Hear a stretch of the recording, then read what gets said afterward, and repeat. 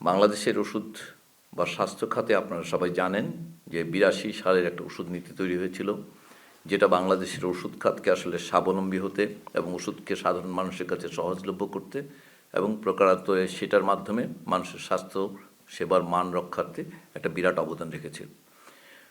সেই ৮২ থেকে ৯৪ সালে এসে সেই বিষয়টি একটু পরিবর্তিত হয়েছিল।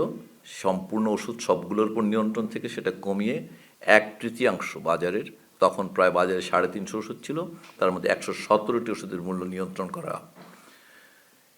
এরপরেই গত প্রায় ৩০ বছর যাবৎ এই পদ্ধতি অপরিবর্তিত ছিল এবং এর ফলে এই তালিকার বহির্ভূত ওষুধগুলো পর্যায়ক্রমে বাড়তে থাকে এবং এই মুহূর্তে ওই ১১৭-র বাইরে প্রায় ১৩০০ ওষুধ বাংলাদেশে ছিল।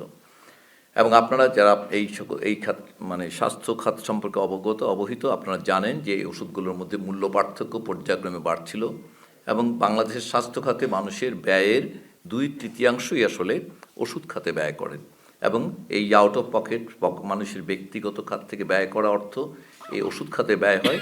এটা কমানোর জন্য পৃথিবীতে বিভিন্ন রকমের মডেল কাজ করে। কোনো দেশে ফার্মাসিউটিক্যাল বেনিফিট স্কিম, কোনো দেশে ন্যাশনাল হেলথ সার্ভিস, কোনো দেশে মেডিকেড, মেডিকেয়ার, অনেক রকম। কিন্তু বাংলাদেশে যেহেতু এই ধরনের কোনো ইন্স্যুরেন্স অথবা এই ধরনের বেনিফিট স্কিম নেই, এই অবস্থায় বাংলাদেশকে আসলে এই ওষুধের উপরে মূল্য নির্ধারণের একটা রাষ্ট্রীয় ইন্টারভেনশন ছাড়া আসলে এটা মানুষের জন্য অ্যাফোর্ডেবল রাখা কঠিন হচ্ছিল। এটা একটা সাধারণ মানুষের মধ্য থেকে গত ৩০ বছর যাবৎ পর্যায়ক্রমে এটার পর্যবেক্ষণ আসছে। আপনারা বারবার এটা বিভিন্ন সময়ে আপনারা বিভিন্ন সংবাদপত্র, বিভিন্ন মিডিয়াতেও এটা এসছে এই ওষুধের মূল্যের পার্থক্যের কারণে মানুষের উপর যে চাপ এবং এই মানুষের এই মধ্যকার এই কনসার্নটাকে বিবেচনায় নিয়ে অন্তর্বর্তীকালীন সরকার দায়িত্ব গ্রহণের শুরু থেকেই আসলে আপনারা জানলেন গত বছর ২৪ সালের নভেম্বর থেকে আসলে এই প্রক্রিয়াটি শুরু হয়েছে এবং এটা একটা চূড়ান্ত রূপ নিয়েছে, যেখানে আসলে একটি অত্যাবশ্যকীয় ওষুধের তালিকা প্রণয়ন করা হচ্ছে, যেখানে ২৯৫ বা সেটা আজকে উপদেষ্টা পরিষদের সভায় আরও ১-২টি ড্রাগের অন্তর্ভুক্তির অনুরোধ এসেছে, সেগুলো অন্তর্ভুক্ত হলে ৯৫ বা ৯৬টা ওষুধ, এগুলোকে বলা হচ্ছে অত্যাবশ্যক ওষুধ। আমরা এই ধারণাটা প্রায় ৫০ বছরের। অত্যাবশ্যক ওষুধ ৭৭ সালে পৃথিবীতে এসছে, তারপর পর্যায়ক্রমে ধারণাটা আরও সম্প্রসারিত হয়েছে, এটার ব্রেথ বেড়েছে এই তালিকার। দেশের রোগের ধরন, ওষুধ আবিষ্কার, মানুষের আর্থিক সামর্থ্য, ডায়াগনোসিসের সামর্থ্য, এগুলোর উপরে বিভিন্ন দেশে এবং বিশেষ বাংলাদেশেও ওই অত্যাবশ্যক ওষুধের তালিকা পরিবর্তিত হয়েছে। এবারের অত্যাবশ্যক ওষুধ গত তালিকাটিতে এবারে ১৩৫টি ওষুধ, ৩৬টি ওষুধ অন্তর্ভুক্ত হয়েছে নতুনভাবে এবারে তালিকায়। এবং মূল ব্যাপার যেটা, সেটা হচ্ছে যে এই তালিকায় অন্তর্ভুক্ত ওষুধগুলোর ক্ষেত্রে আসলে এটা সরকার কর্তৃক একটি নির্ধারিত মূল্যে ওষুধগুলো বিক্রি করতে হবে।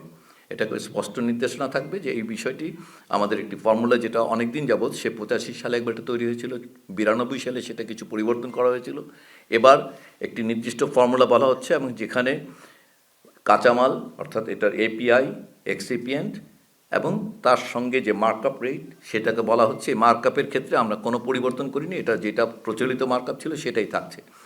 অতএব মূল ব্যাপার যেটা করবে সেটা হচ্ছে যে এই অত্যাবশ্যক ওষুধের তালিকাভুক্ত ওষুধগুলোর সবগুলোর মূল্য সরকার কর্তৃক নির্ধারিত হবে এবং এই নির্ধারিত মূল্যের বাইরে যারা আছেন তাদেরকে এই মূল্যে পর্যায়ক্রমে আসতে হবে।